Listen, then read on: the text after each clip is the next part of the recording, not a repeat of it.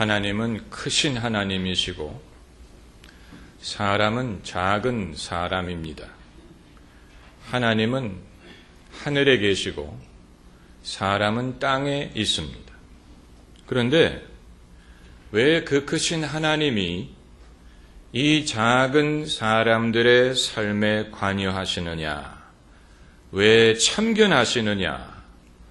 여러분은 그런 질문을 하실 때가 없습니까? 그것은 하나님에 대한 질문이 아니고 사람에 대한 질문입니다. 오늘 시편 저자의 위대한 질문이 바로 그것입니다. 그는 하나님이 누구시길래? 라고 묻지 않고 사람이 무엇이간데? 라고 물었습니다. 사람이 무엇이간데 주께서 저를 생각하시느냐? 여기에서 해답을 얻는다는 것입니다. 우리가 하나님만을 생각하면 하나님은 너무 큽니다. 우주보다도 크신 분입니다. 우리가 주일학교 때 즐겨 부르던 노래 하나님의 사랑 신기하고 놀라워 하나님의 사랑 신기하고 놀라워 하나님의 사랑 신기하고 놀라워 오 크신 사랑 하늘보다 더 크고 바다보다 더 깊고 우주보다 더 넓은 오 크신 사랑 우주보다도 더 크신 하나님의 사랑. 현대인은 천문학의 발달로 인해서 우주가 얼마나 큰가를 알고 있습니다. 우주의 거리를 광년으로 표시합니다. 1광년은 빛이 1년에 걸쳐서 가는 거리를 말합니다.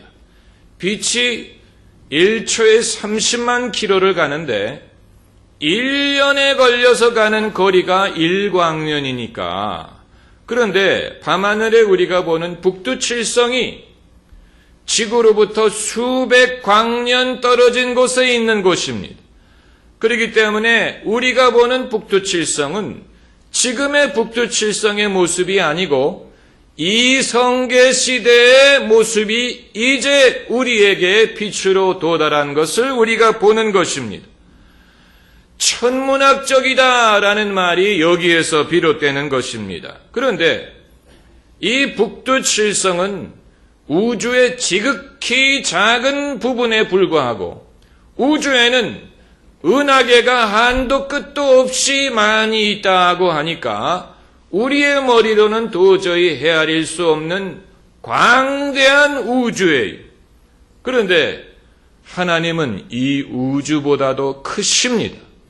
왜냐하면 하나님이 이 모든 것을 만드셨기 때문에 창세기 1장 1절에 태초에 하나님이 천지를 창조하시니라고 했습니다. 성경시대 사람들이 우주가 얼마나 큰지를 몰랐기 때문에 창조론이라는 신화를 만든 것이 아닙니다. 그들이 지식이 부족해서 신화적인 창조 스토리를 만들었다고 생각하는 것은 현대인들의 교만에 불과한 것입니다. 오히려 고대인들은 자연이 얼마나 크고 얼마나 무서운지를 실감하면서 살았습니다. 현대인들은 거의 대부분의 시간을 실내에서 보내지만 고대인들은 대부분의 시간을 자연 속에서 살았습니다. 만일 고대인들이 우주가 얼마나 큰지를 몰랐다면 성경 저자는 오늘 본문을 쓰지 못했을 것입니다. 3절에 주의 손가락으로 만드신 주의 하늘과 주의 베풀어 두신 달과 별들을 내가 보니 성경 저자에게 이미 우주는 충분히 컸습니다. 그러기 때문에 그들은 궁금하게 생각한 것입니다. 사람이 무엇이간데 주께서 저를 생각하시며 인자가 무엇이간데 저를 권고하시나이까? 때로는 하나님이 사람에 대해서 생각하지 않아 주셨으면 좋겠다라고 생각될 때가 있습니다. 여러분은 그럴 때가 없으십니까? 소떼를 방목하는 사람이 있다고 합시다. 그게 소떼가 아니어도 됩니다. 닭을 치는 사람일 수도 있고, 돼지를 치는 사람일 수도 있고, 양을 치는 사람일 수도 있는데, 소들이 건강하고 잘 자라주기만 한다면 그 이상은 주인이 관심을 갖지 않습니다.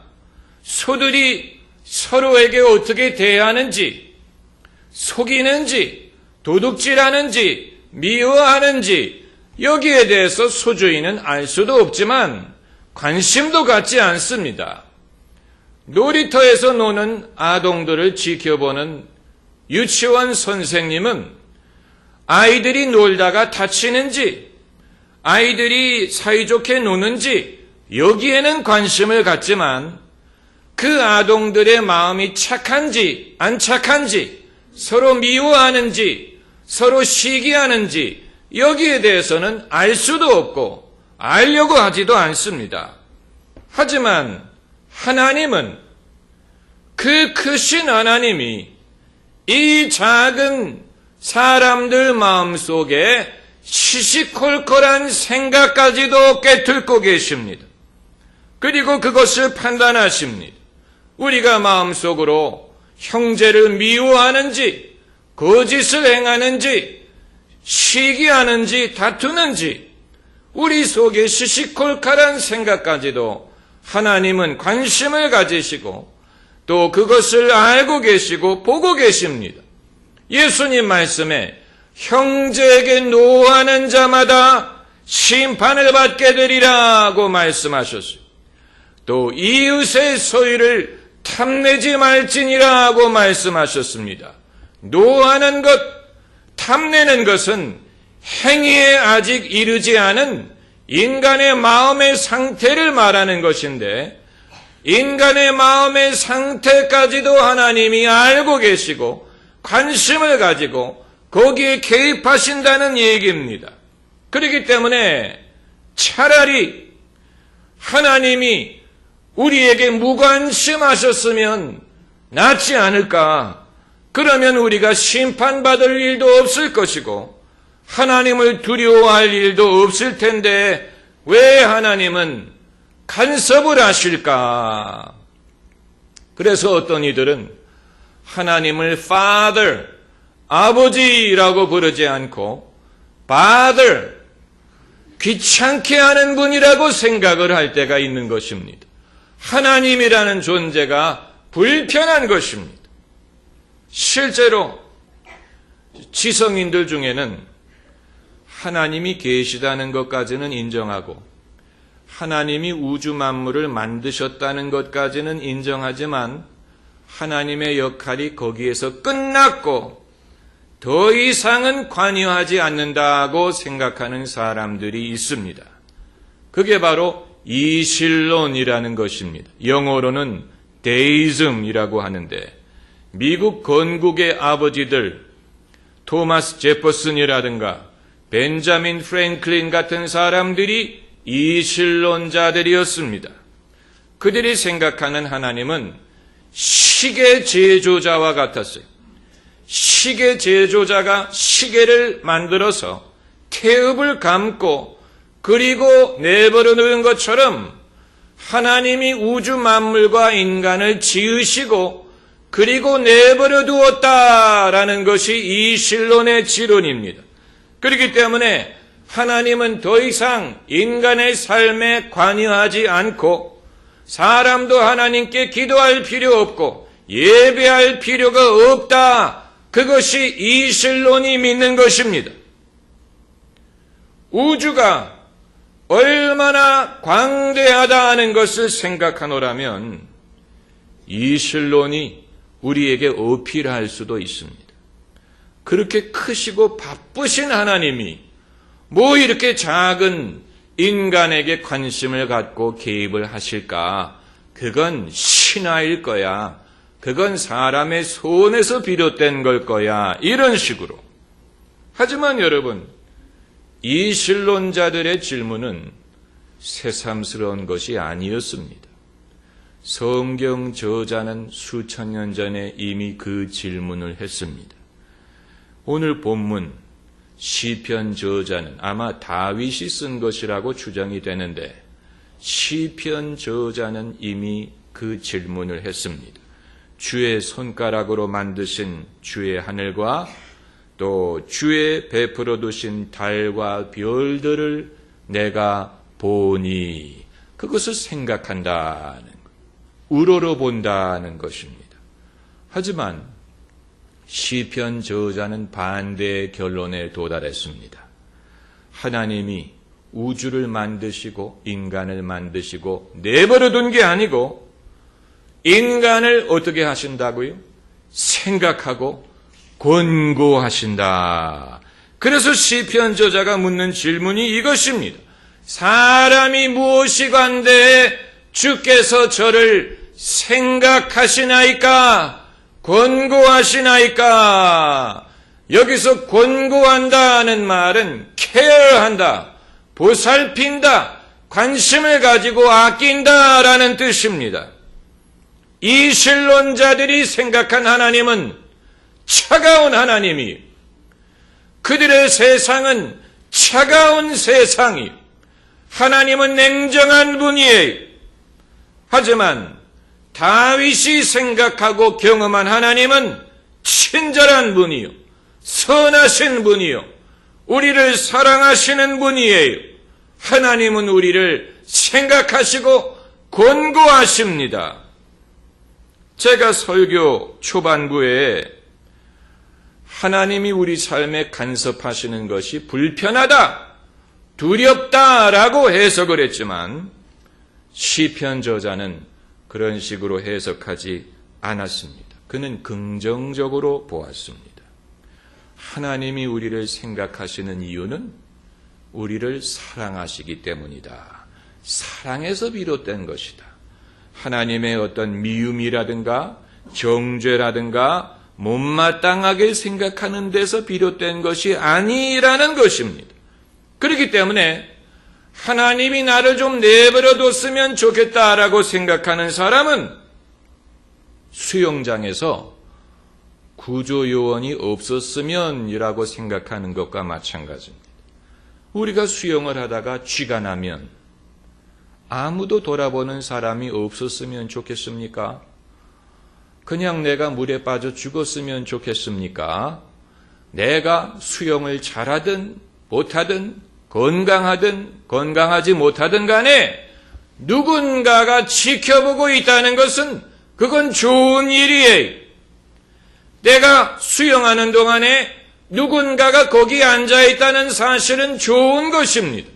그걸 불편하게 생각하면 안 됩니다.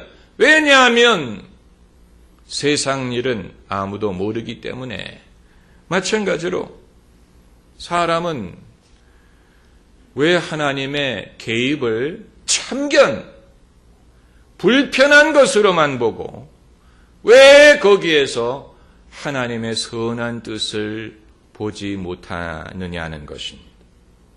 우리는 하나님이 좋으신 하나님이 되어주시기를 바라면서 좋으신 하나님이 나에게 좋은 사람 되기를 원하시는 것을 왜 불편하게 생각합니까? 우리는 고백하지 않습니까? 좋으신 하나님, 참 좋으신 나의 하나님, God is so good.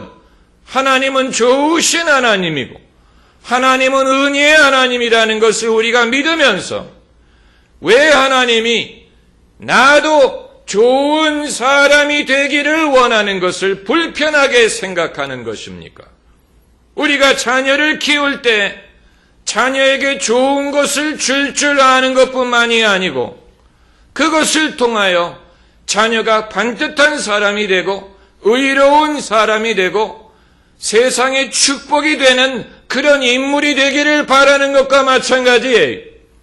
우리가 자녀에게 좋은 것을 줄 알면서 그것이 자녀들을 타락시킨다든가 자녀들을 게으르게 만든다든가 무책임하게 만드는 것을 원하는 부모는 아무도 없습니다.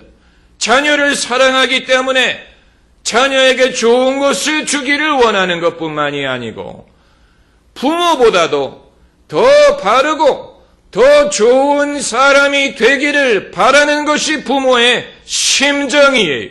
사람이 악할지라도 그런 마음을 갖고 있다면 거룩한 하나님은 당신이 거룩하시기 때문에 우리도 거룩하기를 바라시고 선하기를 바라시는 것이고, 만일 하나님이 그것을 바라지 않는다면 그건 하나님이 아닌 것입니다.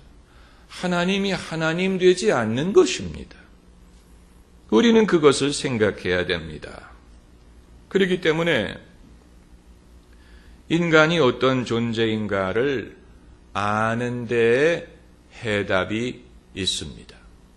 신앙의 성장은 하나님을 아는 것뿐만이 아니고 사람을 아는 것을 필요로 합니다. 아마 여러분은 의외라고 생각하실지 모르겠어요. 사람은 더 축소되고 하나님을 확대해야 된다고 생각하실지 모르겠지만 하나님의 아들 예수님이 사람으로 오셨습니다. 그렇기 때문에 신앙이 자라는 과정에서는 하나님을 알수록 사람을 알게 됩니다. 사람이 무엇이간데, 그래서 하나님을 가까이 할수록 사람이 귀하다는 것을 알게 됩니다. 하나님을 가까이 할수록 모든 사람을 귀하게 여기는 법을 배우게 됩니다. 그것이 이웃이든 원수이든 나에게 빚진 사람이든 나에게 잘못한 사람이든 이방인이든 남자든 여자든 아이든 어른이든 모든 사람이 하나님의 형상으로 지음받았고 하나님이 그들도 사랑하시고 악한 자에게도 비를 내려주시고 악한 자에게도 햇빛을 비춰주신다는 사실, 그리고 지극히 작은 자에게 냉수한 그릇을 대접하면 상급을 잃지 않는다는 사실, 이것은 하나님에 대한 지식이 성장하는 것뿐만이 아니고 하나님을 알수록 사람을 알고 귀하게 여기고 이해하고 사랑하고 섬기게 되는 것입니다. 만약에 하나님을 안다고 하면서 하나님의 이름으로 사람을 무시하는 사람은 그 사람은 하나님을 아는 게 아니에요. 이 시대에는 하나님의 이름을 들먹이면서 여성을 천대한다든가 죄인을 정죄한다든가 또 가난한 사람을 천대한다든가, 이것은 하나님에 대한 지식도 없는 것이고 사람에 대한 지식도 없는 것입니다. 하나님이 애초에 사람을 창조하실 때에 당신의 형상대로 남자와 여자로 지으셨다고 했습니다. 그렇기 때문에 남자도 귀중하고 여자도 귀중한 것입니다. 이 세상에 천한 사람은 하나도 없습니다. 살 필요가 없는 사람은 아무도 없습니다. 생명은 하나님이 주신 은총입니다. 예수님 말씀에 인자가 온 것은 너희로 생명을 얻되 더 풍성히 얻게 하려 하심이니라. 반대로 도적이 오는 것은 도적질하고 죽이고 멸망시키려는 것뿐이다고 말씀하셨습니다. 그렇기 때문에 마귀는 인간을 미워합니다. 인간의 인간됨을 추하게 여기려고 합니다. 사람으로 하여금 자기 자신에 대하여 수치심을 갖게 만듭니다. 자기 자신을 숨기려고 하게 만듭니다. 자기 자신을 멸시하게 만들게 합니다. 우리 마음속에, 우리의 귀에 너는 형편없는 존재다. 너는 죄인이다. 너는 실패자다. 이제 끝났다. 포기하라. 끊임없이 우리의 귀에 속삭입니다. 그럴수록 우리는 사람으로 오신 예수 그리스도를 바라보아야 됩니다. 여러분, 하나님의 아들이 사람으로 오셨다는 것은 대단히 놀라운 것입니다. 그건 하나님의 사랑을 보여주는 것뿐만이 아니고 인간이 어떠한 존재인가를 보여주는 것입니다. 그렇다고 우리가 교만해져서는 안 되지만 오늘 본문에서 다윗이 한 말이 사람이 무엇이간데 주께서 저를 생각하시며 인자가 무엇이간데 주께서 저를 권고하시나이까. 여기에 대한 해답이 그 다음 절에 나옵니다. 저를 천사보다 조금 못하게 하시고, 천사라는 말 옆에 1이라는 숫자가 있습니다. 그 1이라는 숫자를 따라서 아래로 내려오면 하나님이라고 써있죠. 그 말은 저를 천사보다 조금 못하게 하시고라는 구절을 저를 하나님보다 조금 못하게 하시고라고 번역할 수도 있다는 뜻입니다. 만약에 여러분 성경에 그게 없으면 갖다 버리세요. 그러니까 성경 번역자들도 설마 하고 천사라고 번역을 했는데 그래도 혹시 모르기 때문에 하나님이라고 번역할 수도 있다는 뜻으로 여기에 난하주를 집어넣은 것입니다. 그렇기 때문에 신기한 것입니다. 이건 저의 개인적인 생각이기 때문에 여러분 동의 안 하셔도 됩니다. 저의 개인적인 생각은 우주에 인간과 같은 존재는 지구에 유일하다고 봅니다. 이건 저의 개인적인 생각입니다. 우주에 인간과 같은 존재는 지구가 유일하다고 저는 봅니다. 그 이유는 우주는 생명에 우호적이지 않습니다. 우주에 생명이 더 많지 않다는 사실이 놀라운 게 아니고 생명이 있다는 사실이 놀랍습니다. 여러분 그게 실감이 안 가시면 비행기를 타고 가실 때 창문에 구멍을 내보세요. 창문에 구멍을 내면 모든 것이 빠져나갑니다. 그러니까 우리가 그 높은 고도에서 살 수 있는 이유는 비행기 안에 있기 때문에 그런 것입니다. 여러분이 혹시 잠수함을 타시면 벽에 구멍을 내보세요. 어떻게 되나? 오징어가 됩니다. 그 말은 깊은 바다 속에서 사람이 생존할 수 없다는 얘기입니다. 우주뿐만이 아니고 지구에도 생존을 위협하는 것이 그렇게 많습니다. 그렇기 때문에 생명이 더 많지 않다는 것이 이상한 게 아니고 생명이 이만큼이라도 있다는 사실이 놀라운 것입니다. 여기에서 이제 인간이 자기 스스로를 어떻게 봐야 되고 서로를 어떻게 보아야 된다는 것을 깨닫게 되는 것입니다. 왜 우리가 서로를 함부로 대하면 안 되느냐? 왜 남에게 상처를 주고 남을 이용하고 또 남을 무시하는 것이 나쁘냐? 그건 하나님이 그 사람을 귀하게 여기시고 그 사람도 귀중하게 만드셨기 때문에 우리가 서로를 함부로 대하는 것을 기뻐하지 않기 때문에 그런 것입니다. 그뿐만이 아니고 우리 자신도 마찬가지 우리가 나 스스로를 멸시하면 안 됩니다. 나 스스로를 업신여기고 내 생명은 헛된 것이다. 함부로 산다든가 함부로 자기의 삶을 이렇게 하는 것을 하나님이 기뻐하지 않습니다. 왜냐하면 내가 무엇이간데 주께서 나를 생각하시느냐.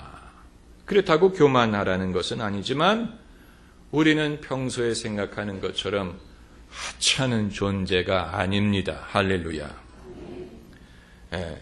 그렇기 때문에 인간이란 존재는 그만큼 귀중하다는 사실, 그 사실을 우리가 알면 우리 삶의 작은 시련과 아픔을 우리는 넉넉히 감당할 수 있고 그것을 통하여 하나님이 이루실 크고 위대한 일들을 믿음으로 바라볼 수가 있습니다.